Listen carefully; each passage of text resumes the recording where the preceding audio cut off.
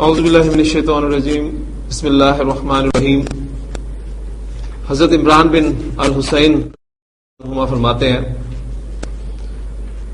کہ جاء رجل الی النبی صلی اللہ علیہ وسلم، جاء رجل ایک آدمی آیا، کوئی آدمی آیا، رجل نکرہ استعمال ہوا ہے، الی النبی صلی اللہ علیہ وسلم، اللہ کے رسول صلی اللہ علیہ وسلم کے پاس، فقال تو اس نے کہا السلام علیکم، فرد علیہ تو اللہ کے رسول صلی اللہ علیہ وسلم نے اس کے سلام کا جواب دیا، فجلس پھر وہ بیٹھ گیا، فقال النبی صلی اللہ علیہ وسلم تو اللہ کے رسول صلی اللہ علیہ وسلم نے فرمایا 10 10، یعنی اس شخص کے لیے 10 نیکیاں۔ ثم جاء آخر پھر ایک دوسرا آیا، فقال السلام علیکم ورحمۃ اللہ تو اس نے السلام علیکم ورحمۃ اللہ کہا، فرد علیہ تو اللہ کے رسول صلی اللہ علیہ وسلم نے اس کا بھی سلام کا جواب دیا، فجلس وہ بھی بیٹھ گیا، فقال تو نبی صلی اللہ علیہ وسلم نے فرمایا 20 اس کے لیے 20 نے کیا۔ ثم جاء آخر پھر ایک دوسرا آیا، فقال السلام علیکم ورحمۃ اللہ وبرکاتہ تو اس نے السلام علیکم ورحمۃ اللہ وبرکاتہ کہا، فرد علیہ فجلس فقال نبی صلی اللہ علیہ وسلم 30 تو نبی صلی اللہ علیہ وسلم نے فرمایا 30 اس شخص کے لیے 30 نیکی ہے۔ سلام پھیلانے سے جہاں محبت ایک دوسرے میں پیدا ہوتی ہے، جو کہ دل میں ایمان پیدا کرنے کا باعث بنتی ہے، اور پھر وہ ایمان جو ہے وہ جنت میں لے جانے کا سبب بنتا ہے، اس کے ساتھ ساتھ چونکہ ہم لوگ نیکیوں کے متلاشی اور ہونا بھی چاہیے، ایک بندہ مومن کو زیادہ سے زیادہ نیکیاں جمع کرتے رہنا چاہیے۔ اس اعتبار سے آپ دیکھیں کہ صرف السلام علیکم کہنے میں نبی صلی اللہ علیہ وسلم کے فرمان کے مطابق 10 نیکیاں، اگر آپ اس میں مزید ایڈ کرتے ہیں السلام علیکم ورحمۃ اللہ تو نیکیاں ڈبل ہو گئیں، 20 ہو گئیں، اور پھر اگر اس میں ایک ورڈ اور ایڈ کر لیتے ہیں السلام علیکم ورحمۃ اللہ وبرکاتہ تو نیکیوں کی تعداد 30 ہو گئی۔ تو اللہ تعالیٰ سے دعا ہے کہ اللہ تعالیٰ ہمیں عمل کرنے کی توفیق عطا فرمائے۔ نبی کریم صلی اللہ علیہ وسلم کی سنتیں، آپ صلی اللہ علیہ وسلم کے اقوال، آپ صلی اللہ علیہ وسلم کے افعال عمل کریں گے، اللہ کے رسول صلی اللہ علیہ وسلم کے ساتھ ایک تعلق پیدا ہوگا، اور یہ ڈیفینیٹلی ایک بیس ہے۔ یہ بیس بنے گی تو کہیں آگے مزید ہم کچھ کرنے کے بارے میں سوچیں گے۔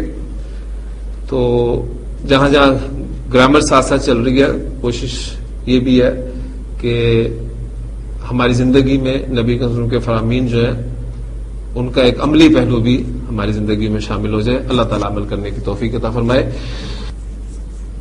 اس کا ایک حصہ تو ہم پہلے کر چکے ہیں۔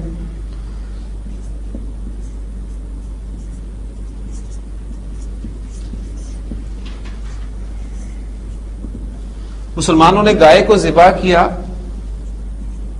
اور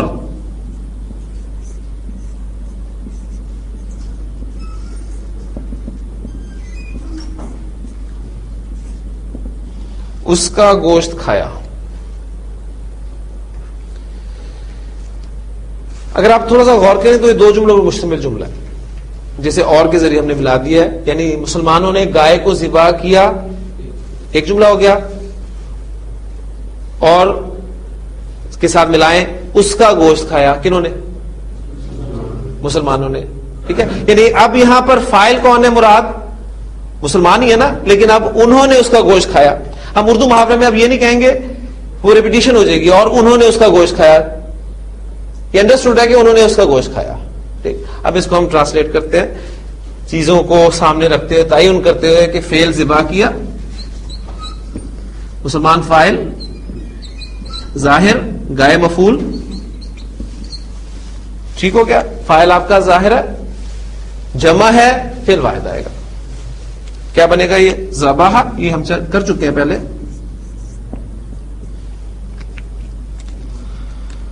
ذبح المسلمون.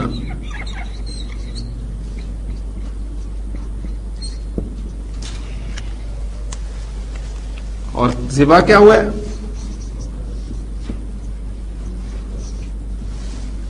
ذبح المسلمون البقرۃ.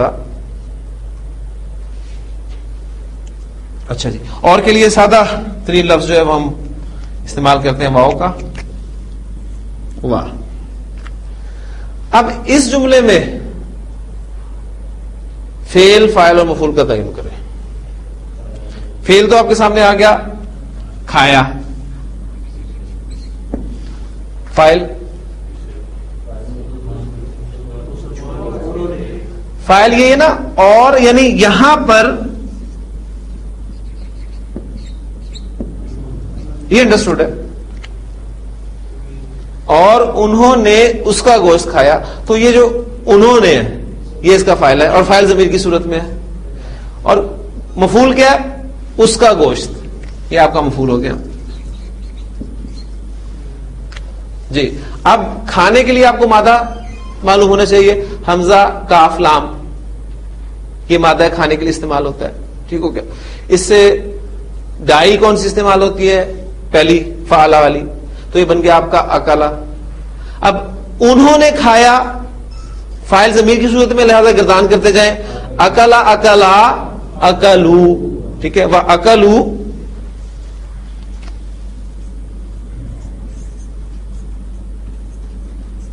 جی، اس کا گوشت مفعول ہے، کس مرکب کی صورت میں؟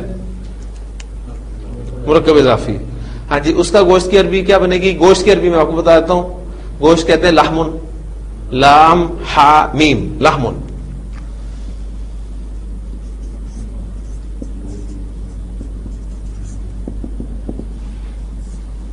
اچھا،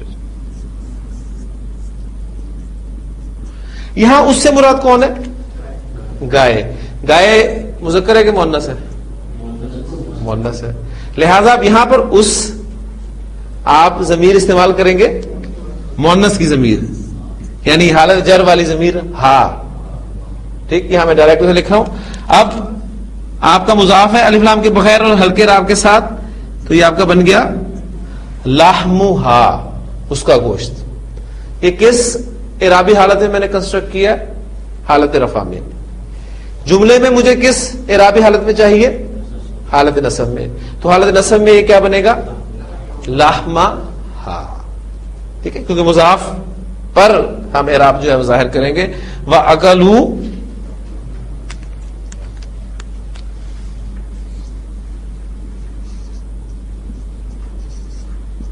لحمہا. یہاں ایک بس ایک چھوٹا سا پوائنٹ تھا کہ اس کا بھی آپ نے خیال رکھنا ہے. ہم اردو میں چونکہ ہمارے لیے مثنیٰ، جمع، ان کو اردو محاورے میں عام طور پہ استعمال نہیں کیا جاتا، اس لیے کہیں آپ کنفیوژن نہ ہو. یہ آپ نے جملے سے اندازہ کرنا ہے کہ یہاں پر کیا انڈرسٹوڈ ہے. ٹھیک ہے، جیسے کہ اگلا جملہ آپ کے سامنے لکھ رہا ہوں، تو اس جملے کو سامنے رکھتے ہوئے اس کو آپ نے ٹرانسلیٹ کرنا ہے.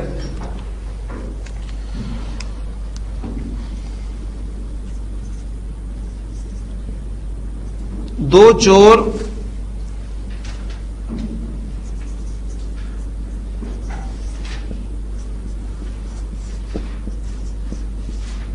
گھر میں داخل ہوئے،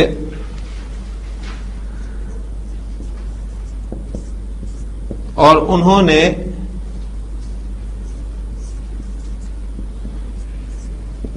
مال چرایا. اب یہاں پر میں نے انہوں نے کو ظاہر کر دیا.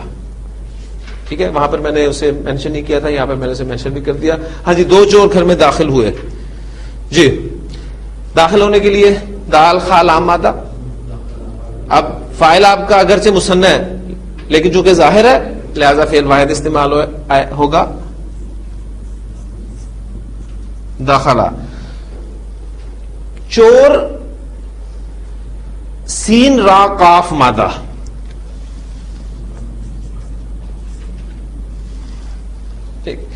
ڈائی نمبر 1 سورا کا، اس نے چرایا، سورا کا. اب اسے کل جو ہم نے پریکٹس کی تھی، حمد کرنے والا حامدن، سجدہ کرنے والا ساجدن، مدد کرنے والا ناصرن، تو چوری کرنے والا سارقن. اسی اعتبار سے آئے گا سارقن ایک چور، اور 2 چور ہوں گے تو سارقانی. مثنیٰ بنانا آپ کو آتا ہے. تو دخل السارقانی،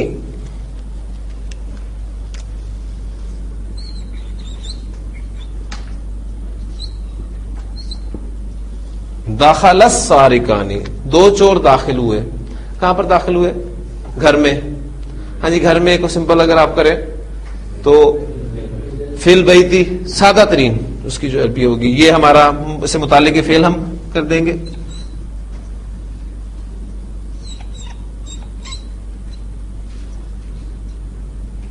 فی البیتی، یہاں دیکھیں مفعول نہیں ہے کیونکہ داخل ہونا آپ کا فعل لازم ہے.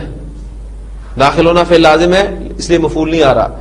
لیکن آگے جا کے آپ کو پتہ چلے گا کہ اس کو ہم مفعول فی کے طور پہ لے سکتے ہیں کہ کہاں پر داخل ہوئے، گھر میں داخل ہوئے، تو ہم اس کو یہ بھی کر سکتے ہیں دخل السارقان البیتا، یہ کر سکتے ہیں. لیکن ابھی آپ اس اسٹیج پہ جو فی البیتی کے ساتھ اسے استعمال کریں. ہاں جی، اور انہوں نے مال چرایا. چرایا فعل، انہوں نے فاعل، اور مال مفعول، تعین ہو گیا. ہاں جی، انہوں نے چرایا کیا عربی ہوگی؟ ہمارے پاس پہلا سیگا سارا کا، ٹھیک ہے نا. تو انہوں نے چرایا، کون سا سیگا نکلتا ہے؟ تیسرا. سوچ لیں، چور کتنے تھے؟ چور کتنے تھے؟ 2 چور تھے، لہذا اب یہاں پر سیدھا بھی مثنیٰ والا استعمال ہوگا. سرقا سرقا و سرقا،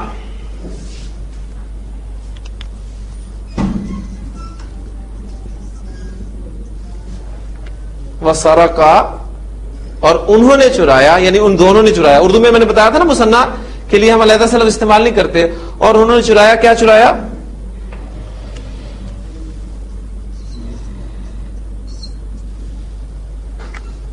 المالا، اور انہوں نے مال چرایا.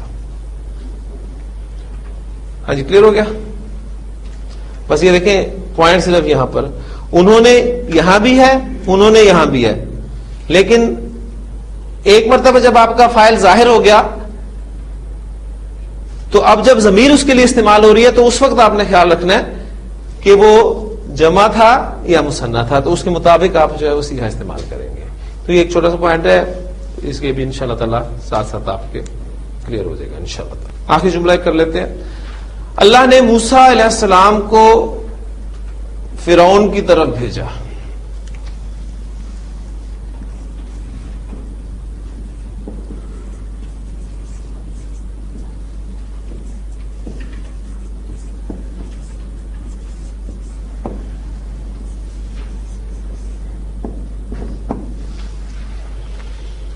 جی، بھیجا فعل، مبعوث کیا کیونکہ رسول تھے اللہ کے وہ، ٹھیک ہے. رسول کو ایک خاص مشن دے کر اللہ تعالیٰ جو ہے وہ بھیجتے ہیں. تو یہ آپ کا فعل ہو گیا. فاعل اللہ، موسیٰ مفعول، ٹھیک ہے نا. اور فرعون کی طرف یہ آپ کا متعلق فعل ہو گیا. تو چاروں اجزاء جو ہے میں چاہوں گا کہ وہ آپ کے سامنے کلیئر ہو جانا چاہیے، کیونکہ اس کے بعد ہم مزید آگے چلیں گے، پھر اتنی ڈیٹیل سے ہم اس جملہ فعلیہ کو نہیں کریں گے. یہ آپ کا فعل ہو گیا، یہ آپ کا فاعل، یہ آپ کا مفعول، اور یہ فرعون کی طرف یہ آپ کا متعلق فعل. جی، با عین سا، ڈائی نمبر 1 باعثا. جب آپ کا فاعل ظاہر ہے تو مذکر کے لیے پہلا سیگا، مؤنث کے لیے پہلا سیگا، 3rd پرسن میں سے آپ استعمال کریں اس کو.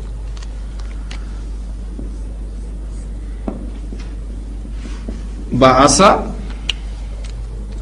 فاعل ہمارا حالت رفع میں، بعث اللہ مفعول ہمارا حالت نصب میں موسا موسا موسا تینوں اعرابی حالتوں میں موسا ہے. اب جملے میں پتہ چل رہا ہے کہ موسا اسم کی کون سی اعرابی حالت ہے؟ حالت نصب. ٹھیک ہے, کیونکہ مفعول کے طور پہ استعمال ہوا ہے. اور فرعون کی طرف متعلق فعل ہے, جار مجرور ہے, مرکب جاری, تو فرعون کی طرف کے لیے الا. ٹھیک ہے, اور الا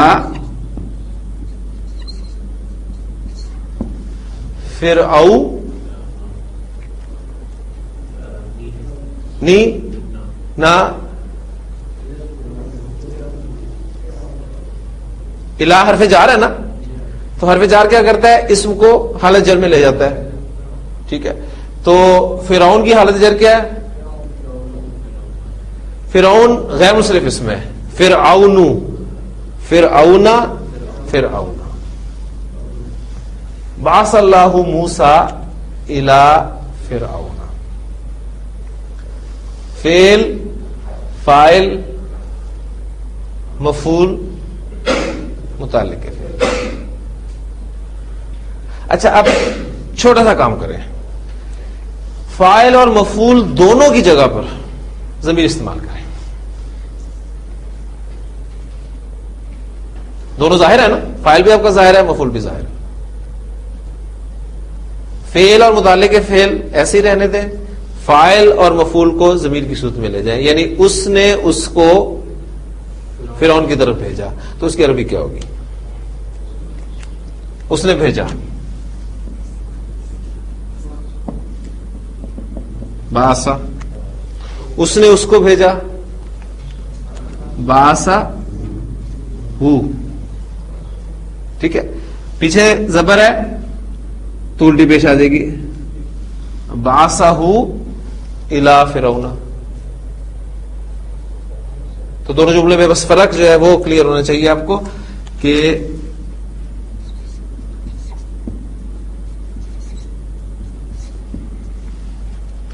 اوپر والے جملے میں فاعل اور مفعول دونوں ظاہر ہے, نیچے والے جملے میں فاعل اور مفعول دونوں ضمیر ہے. ایک جملہ اور بنا لیں اسی کے ساتھ, میں چاہ رہا ہوں کہ تاکہ فعل جو ہے وہ آپ کا پکا ہو جائے.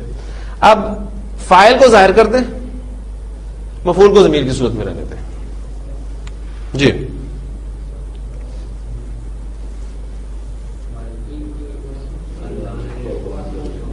فاعل کو ظاہر کر دیں, مفعول کو ضمیر کی صورت میں رہنے دیں.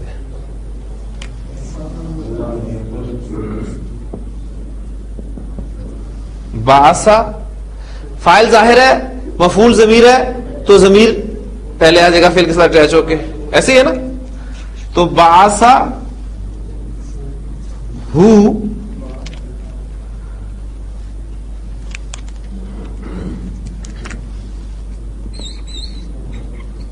اللہ.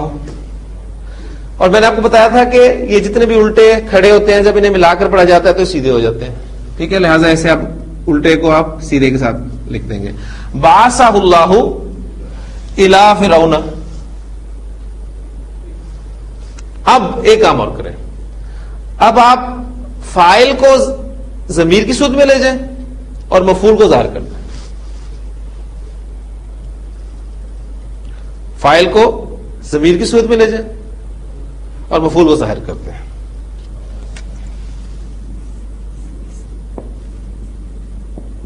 باسا فاعل ضمیر کی صورت میں آ گیا, مفعول کو ظاہر کر دیں. وہ کون ہے؟ موسیٰ ہی ہے نا. باسا موسیٰ. ٹھیک ہے, اور الی فرعون.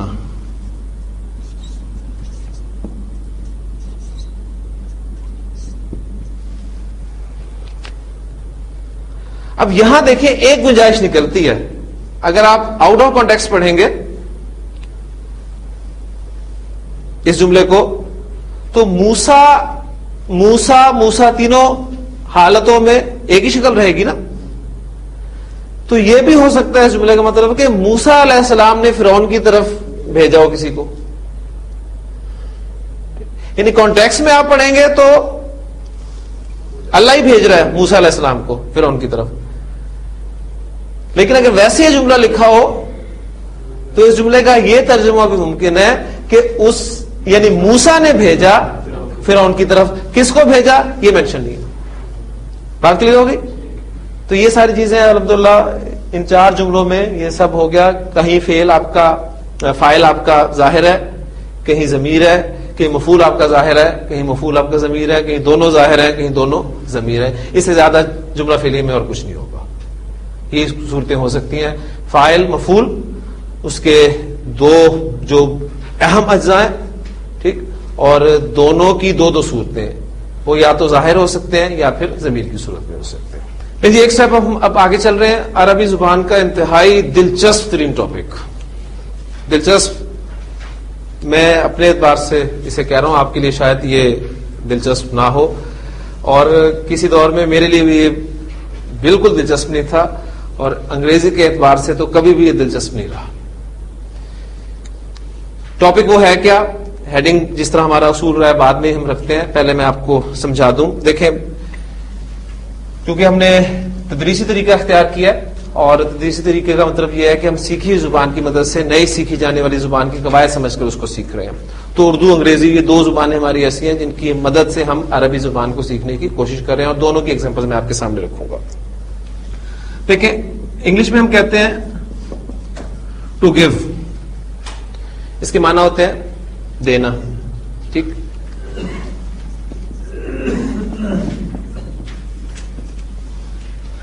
لیکن جب گیو کے ساتھ میں اپ ورڈ یوز کرتا ہوں تو اب معنی میں تبدیلی آ جاتی ہے.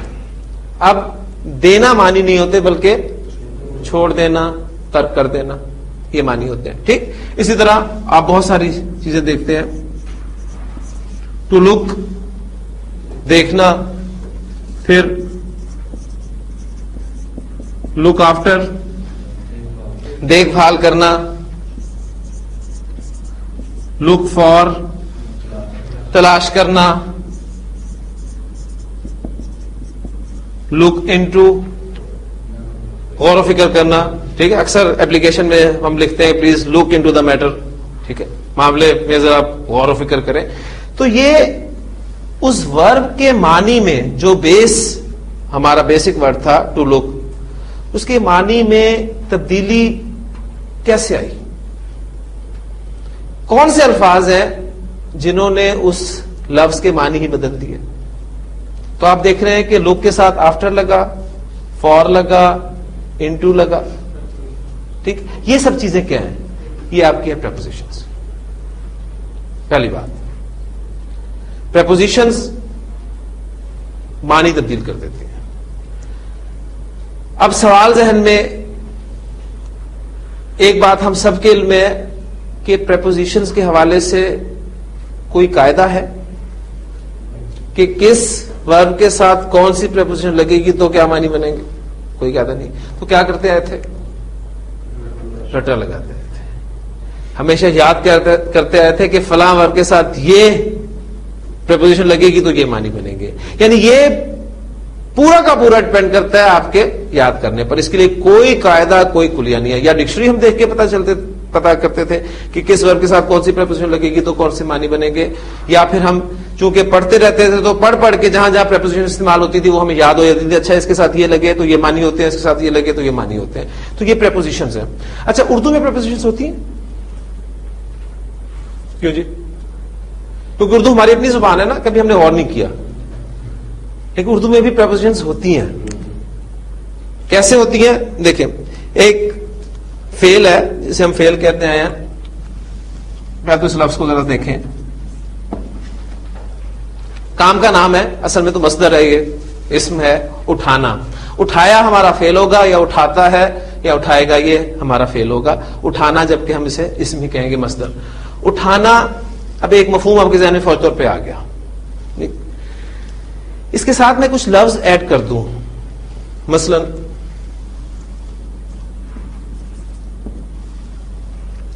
ہاتھ اٹھانا, ایک اور مفہوم آپ کے سامنے آ گیا, ٹھیک. فون اٹھانا, ایک اور مفہوم سامنے آ گیا. لفظ ایڈ ہو رہا ہے, مفہوم بدل رہا ہے.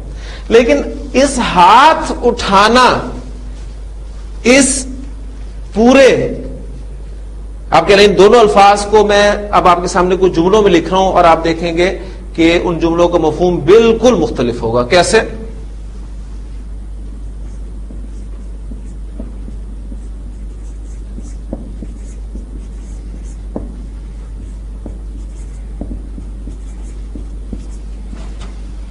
حامد نے آسمان کی طرف ہاتھ اٹھائے. ابھی ہاتھ اٹھانا کا ایک مفہوم جو آپ کے ذہن میں تھا, اب اس جملے میں کیا وہی مفہوم ہے؟ نہیں. اب یہاں ہاتھ اٹھانا کس مفہوم میں آ رہا ہے؟ دعا مانگنا کے مفہوم میں آ رہا ہے.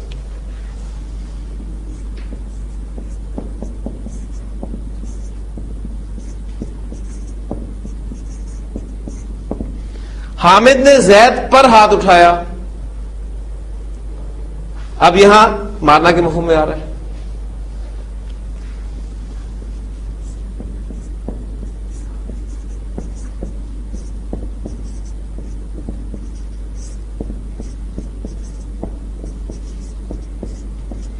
سب نے حامد کی تائید میں ہاتھ اٹھائے, کیا مفہوم ہوگا؟ یعنی اسے ووٹ دیا. ٹھیک, وہ اپنے لڑکے سے ہاتھ اٹھا چکا ہے. اب وہ ہاتھ اٹھانا ہی لفظ ہے, ہاتھ اٹھانا, لیکن وہ اس کے مفہوم میں کون سے الفاظ ہیں جو تبدیلی لا رہے ہیں؟ آپ دیکھ رہے ہیں یہ کی طرف, پر, میں, پھر جو لاسٹ جملہ میں نے بولا ہے سے. اب یہ کیا ہے؟ یہ آپ کی پرپوزیشن.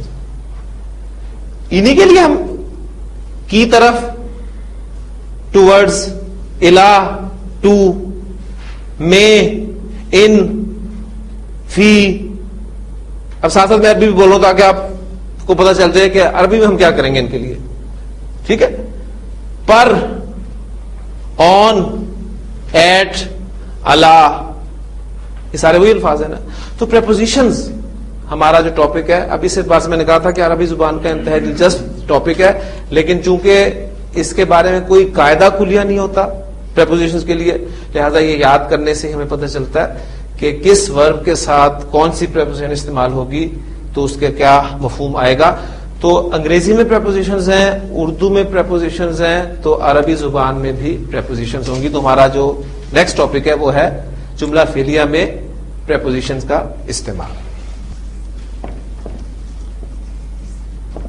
پریپوزیشنز کے لیے ہم عربی زبان میں ورڈ یوز کریں گے صلہ.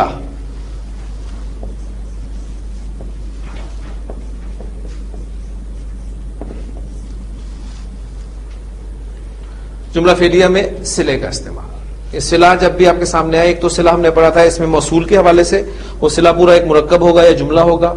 ایک وہ صلہ ہوگا جو موصول کے ساتھ اٹیچ ہوگا. ایک یہ صلہ پریپوزیشن کے لیے ہم لفظ استعمال کریں گے, اور اس کو ہم بہت ڈیٹیل سے اس لیے نہیں پڑھ سکتے کہ سب ورب کے ساتھ پریپوزیشن پڑھانا ناممکن ہے. چند ایگزامپلز میں آپ کو دوں گا, صرف سمجھا دوں گا کہ اس کو استعمال کیسے کیا جاتا ہے جملے میں, اور پھر انشاءاللہ تعالی قرآن مجید پریپوزیشن آپ کو خود سکھائے گا. پہلی بات نوٹ کر لیں کہ عربی زبان میں آپ پریپوزیشن استعمال کرنا چاہتے ہیں تو اس کے لیے آپ حروف جارہ استعمال کریں گے, بالکل اسی طرح جو میں نے آپ کے سامنے اردو, انگلش اور عربی ان الفاظ کی بولی ہے وہ سارے کے سارے حروف جارہ ہی ہیں ہمارے. تو پریپوزیشنز کے لیے عربی زبان میں حروف جارہ استعمال ہوتے ہیں. ایک بات ہوگی. اب دیکھیں فرق ورب میں کیسے پڑتا ہے پریپوزیشنز کے ساتھ. ذہبہ کا کیا ترجمہ ہوگا؟ کون گیا؟ وہ گیا. ذہبہ کے ساتھ جب با کی پریپوزیشن لگ جائے, با حرف جاری ہے نا ہمارا, سارے کے سارے حروف جارہ پریپوزیشن کے طور پہ استعمال نہیں ہوں گے, ذہن میں رکھیے گا. کچھ ہوں گے, اس میں سے ایک ہے با. ذہبہ کے ساتھ جب با پریپوزیشن استعمال ہوتی ہے تو اس کے معنی ہوتے ہیں وہ لے گیا.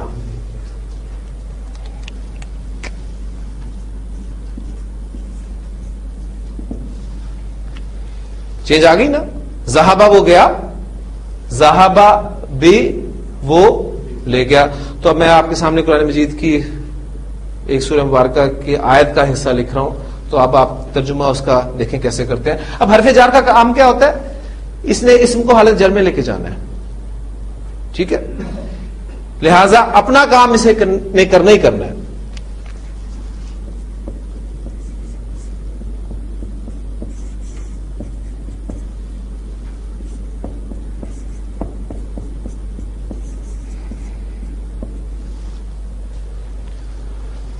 ذہب اللہ بنورہم,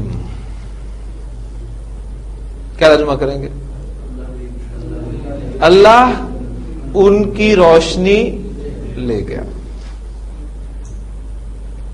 ذہبا, یہاں تک اگر آپ ترجمہ کریں گے, پہلے اگر اتنا حصہ کریں, ذہبا وہ گیا, ذہب اللہ اللہ گیا, لفظی ترجمہ اس کا یہ ہوگا. آگے آپ دیکھیں گے کہ بنورہم, با کا اپنا کام ہو رہا ہے. اصل میں کیا تھا؟ نورہم, ان کا نور, ٹھیک. اچھا, ان کا نور جب یہ مفعول کے طور پہ آئے گا تو نورہم ہونا چاہیے تھا, لیکن با کی وجہ سے وہ نورہم ہو گیا. اب ذہبا بی کے معنی ہوتے ہیں لے جانا, لہذا آپ اس کا ترجمہ کرتے ہیں ذہب اللہ بنورہم, اللہ ان کی روشنی لے گیا. وَتَرَكَهُمْ فِي ظُلُمَاتٍ, یہ بھی آپ ٹرانسلیٹ کر سکتے ہیں.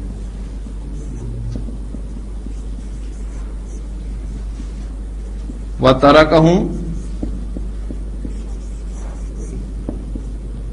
فِي ظُلُمَاتٍ, تَرَكَ اس نے چھوڑ دیا, وَتَرَكَهُمْ اور اس نے چھوڑ دیا انہیں, فِي ظُلُمَاتٍ ایسے اندھیروں میں, لا یبصرون وہ دیکھتے نہیں ہیں. ٹھیک, تو یہ ذہابہ کے ساتھ باقی پریپوزیشن آئی. کس ورب کے ساتھ کون سی پریپوزیشن استعمال ہوگی پھر میں آپ کو بتاتا چلوں. یہ ہمیں یا تو ڈکشنری بتائے گی یا ہمارا مطالعہ جو ہے یہ ہمیں بتائے گا. اس کے لیے کوئی قاعدہ کلیہ پکا ٹھکا نہیں ہے. اسی طرح نزلہ وہ اترا, نزلہ وہ اترا.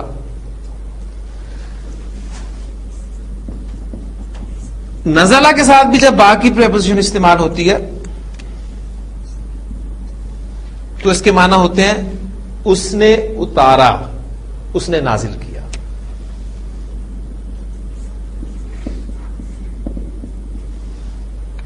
ایک نتیجہ شاید آپ کے ذہن میں نکل رہا ہو, وہ گیا وہ اترا ایک لازم فعل ہے, وہ لے گیا اس نے اتارا متعدی ہے. تو آپ دیکھ رہے ہیں کہ یہ با حرف جار جو ہے یہ لازم فعل کو متعدی بنانے کے کام بھی آ رہا ہے. ایک رزلٹ آپ اس سے نکال سکتے ہیں, ٹھیک ہے, اور یہ ہے بھی رزلٹ ہی ہے, لیکن میں زیادہ آپ کے ذہن میں بوجھ ابھی فی الحال نہیں ڈالنا چاہتا.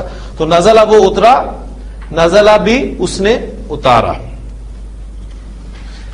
کس ورب کے ساتھ کون سی پریپوزیشن استعمال ہوتی ہے پھر وہ بات دوبارہ ایک مرتبہ پھر دوہرا رہا ہوں, تیسری مرتبہ اور آخری مرتبہ, یہ ہمیں پتہ چلے گا عربی محاورے سے یا ڈکشنری سے.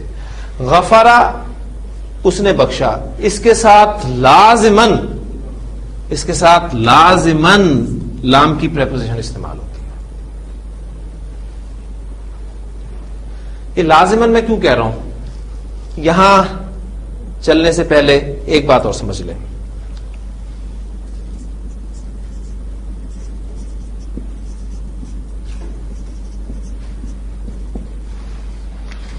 He said to me,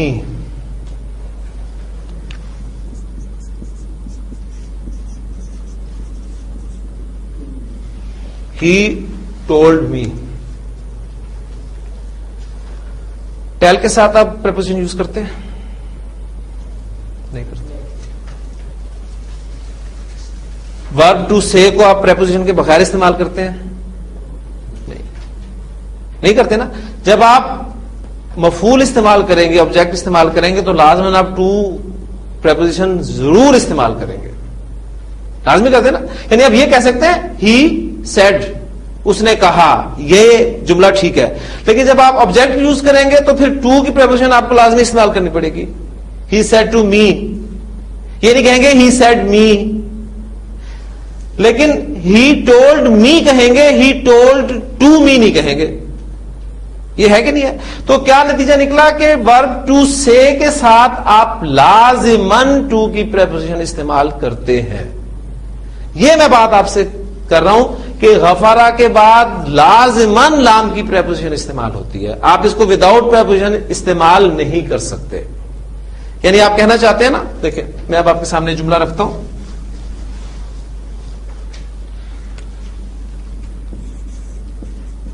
اللہ نے بخش دیا، اللہ نے معاف کر دیا. ٹھیک، تو اس کی عربی کیا ہوگی؟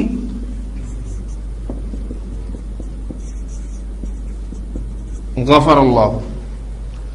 فعل اور فاعل غفر اللہ، اللہ نے بخش دیا. اب آپ کہنا چاہتے ہیں کہ اللہ نے اس کو بخش دیا. ٹھیک ہے، بلکہ پہلے اس سے پہلے ہم بائی ناؤن اسے مینشن کرتے ہیں، اللہ نے زید کو بخش دیا.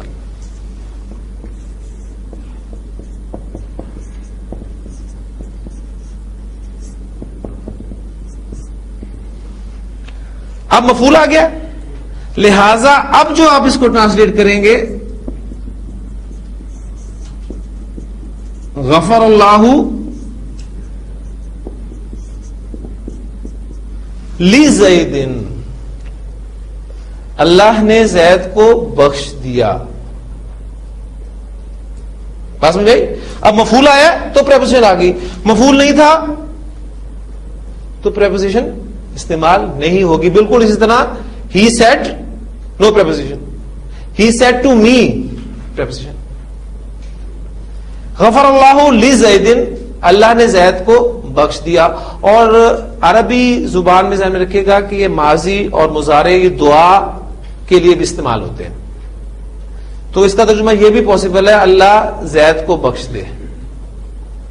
ٹھیک ہے، کیونکہ ہمارے پاس کوئی کرائٹیریا نہیں ہے کہ اللہ نے کس کو بخش دیا کس کو نہیں بخشا.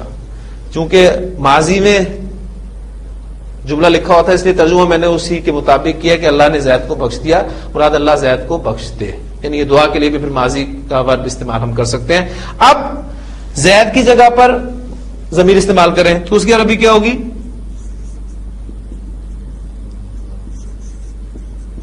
غفر اللہ لہو.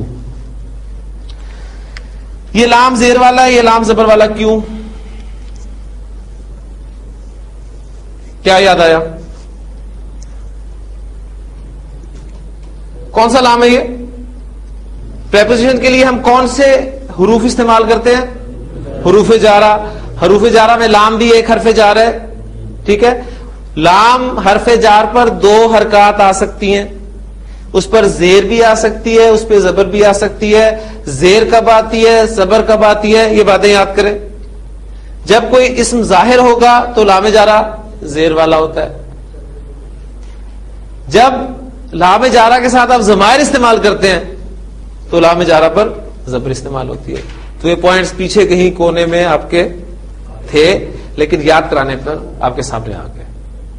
یہ بات نہیں تھی کہ آپ کو بالکل پتہ نہیں تھے، پتہ تھے، بس ذرا پیچھے تھے، وہ اب تھوڑے سے آگے آ گئے. تو غفر اللہ لزید یا غفر اللہ لہو. اب دیکھیں آپ دعا مانگتے ہیں، ذرا غور کیجئے گا. اللہم اغفر لہو کہتے ہیں نا، غفارہ کے ساتھ آپ لام کی پریپوزیشن ضرور دیکھیں گے. اللہم اغفر لہو، اے اللہ اس کو بخش دے.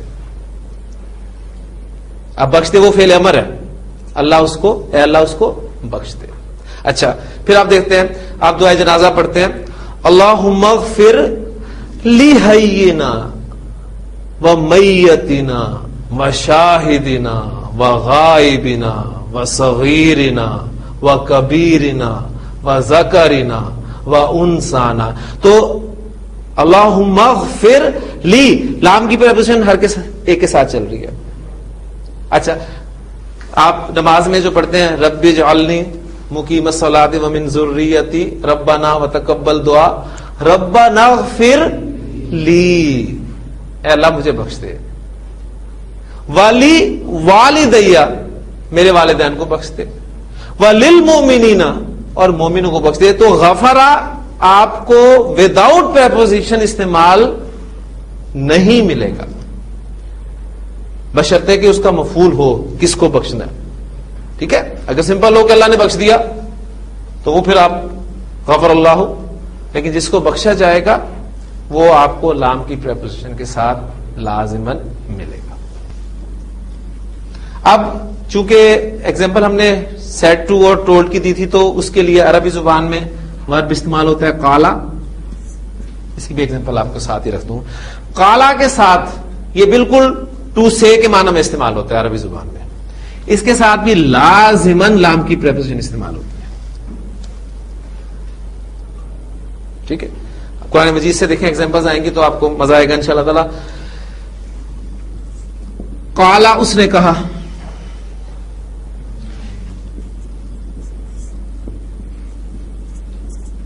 قالا ربو کا کیا ترجمہ ہوگا؟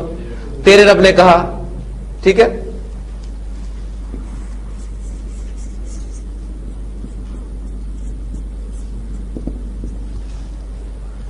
قال ربک للملائکۃ، تیرے رب نے فرشتوں سے کہا. اب یہ دیکھیں وہ ٹو کی پریپوزیشن ہے نا، وہ لام کی پریپوزیشن عربی زبان میں استعمال ہو رہی ہے. وَإِذْ قَالَ رَبُّكَ لِلْمَلَائِكَةِ وَإِذْ قُلْنَا لِلْمَلَائِكَةِ.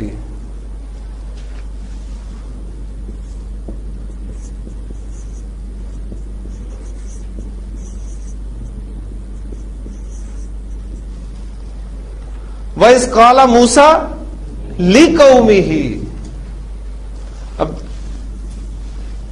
آپ کو یاد ہوگا جب میں نے حروف جارہ پڑھائے تھے تو اس وقت میں نے آپ کو بتایا تھا کہ آپ نے ہر جگہ پر ان حروف جارہ کا معنی وہ نہیں کرنا جو ان کے معنی ہے. کسی جگہ پر یہ پریپوزیشن کے طور پہ بھی استعمال ہوں گے. تو آج وہ وقت ہے کہ میں آپ کو پریپوزیشن جو ڈیٹیل کے ساتھ پڑھا رہا ہوں. وَإِذْ قَالَ مُوسَىٰ لِقَوْمِهِ، اور جب کہا موسیٰ نے اپنی قوم سے، تو قالا کے بعد آپ کو لام کی پریپوزیشن لازمن ملے گی. سجدہ، اس نے سجدہ کیا. سجدہ کے ساتھ بھی آپ کو لام کی پریپوزیشن لازمی ملے گی. اس نے سجدہ کیا، سجدہ، اور سجدہ کس کو ہوگا؟ صرف اللہ کو ہوگا. تو ہم اگر کہنا چاہیں کہ اس نے اللہ کو سجدہ کیا، اب دیکھیں اس نے فاعل ہو گیا، اللہ کو مفعول ہو گیا نا. تو سجد اللہ عربی زبان میں کہنا حالت ہوگا. کیوں؟ اس لیے کہ سجدہ کے بعد لام کی پریپوزیشن لازمن استعمال ہوتی ہے. تو صحیح جملہ کیا ہوگا؟ سجدہ للہ. یہ کریکشن.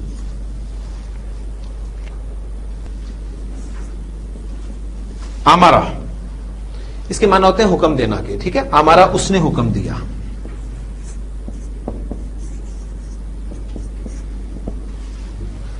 اب دیکھیں یہ حکم دینا ایک ایسا ورب ہے جس کے دو مفعول ہوتے ہیں. کس طرح؟ آپ کسی کو حکم دیں گے،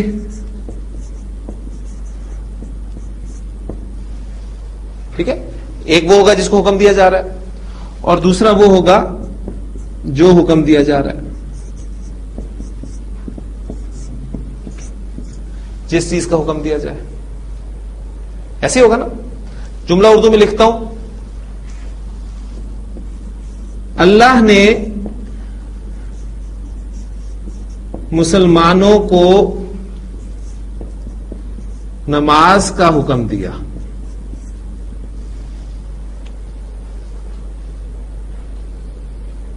جملہ کلیئر ہوا؟ ایک تو سادہ جملہ تھا نا، اللہ نے حکم دیا، اس کو بھی سامنے رکھیں. اللہ نے حکم دیا. ہاں جی، ٹرانسلیٹ کر لیں اس کو آپ کے لیے. ہمارا اور فاعل اللہ امر اللہ، یہاں تک تو کوئی مشکل نہیں آپ کو. اب جملہ آ رہا ہے آپ کے سامنے، اللہ نے مسلمانوں کو حکم دیا. اب مسلمانوں کو حکم دیا تو یہ مفعول ہو گئے، مفعول. اب اللہ نے مسلمانوں کو نماز کا حکم دیا. مسلمانوں کو حکم دیا جا رہا ہے اور کس چیز کا حکم دیا جا رہا ہے؟ نماز کا حکم دیا جا رہا ہے. تو یہ جو دو مفعول میں نے لکھے یہ دونوں یہاں آ گئے نا. اب اس کے بارے میں نوٹ کر لیں کہ جس کو حکم دیا جاتا ہے عربی زبان میں وہ تو وداؤٹ پریپوزیشن استعمال ہوتا ہے، سمپل اسی طریقے سے، نارملی کوئی پریپوزیشن نہیں استعمال ہوتی اس کی. تو ٹرانسلیٹ کریں کیا بنے گا؟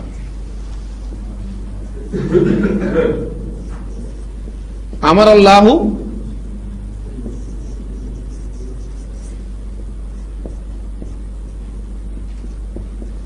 امر اللہ المسلمین. کلیئر؟ اللہ نے مسلمانوں کو حکم دیا. اب جس چیز کا حکم دیا جا رہا ہے، جس چیز کا حکم دیا جائے گا وہ با کی پریپوزیشن کے ساتھ استعمال ہوتا ہے. جس چیز کا حکم دیا جائے گا وہ با کی پریپوزیشن کے ساتھ استعمال ہوگا. تو نماز کا حکم دیا جا رہا ہے، اب نماز ورڈ کو آپ با کے ساتھ استعمال کریں گے تو کیا بن جائے گا؟ بالصلاۃ.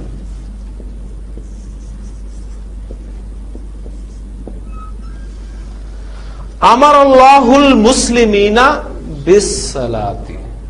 اب یہ با کیا ہے؟ یہ آپ کی پریپوزیشن ہے، یہ آپ کو جملے میں بتا رہی ہے کہ اس چیز کا حکم دیا جا رہا ہے. اب جملے میں سنتے ہیں ان اللہ یامرکم بالعدل. سنتے ہیں نا، اللہ تمہیں حکم دیتا ہے عدل کا. تو ہمارا ورب دو مفعول، پہلا مفعول ڈائریکٹ وداؤٹ پریپوزیشن اور دوسرے مفعول کے ساتھ با کی پریپوزیشن استعمال ہوتی ہے. ٹھیک ہے، تو رزلٹ یہ نکلا کہ عربی زبان میں جملہ فعلیہ میں بعض اوقات پریپوزیشنز بھی استعمال ہوں گی. پریپوزیشنز کے لیے حروف جارہ کا استعمال ہوتا ہے، اور جیسے کہ فوزی صاحب نے فرمایا کہ نتیجہ انہوں نے نکالا کہ یہ مفعول کے ساتھ استعمال ہو رہی ہے. ٹھیک، اور انہوں نے اپنا کام بھی کرنا ہے، اسم کو حالت جر میں لے کے جانا ہے، کس ورب کے ساتھ کون سی پریپوزیشن استعمال ہوتی ہے یہ آپ کو ڈکشنری بتائے گی یا قرآن مجید بتائے گا. آپ دیکھتے ہیں سورۃ البقرہ میں پڑھتے پڑھتے آپ جاتے ہیں ختم اللہ علی قلوبہم. تو ختمہ کے معنی بنیادی ہوتے ہیں ختم کرنا. ٹھیک، لیکن جب ختمہ کے ساتھ علی کی پریپوزیشن استعمال ہوتی ہے تو اس وقت اس کے معنی بن جاتے ہیں ٹو سیل، مہر لگا دینا. تو ختم اللہ علی قلوبہم، اللہ نے ان کے دلوں پر مہر لگا دی.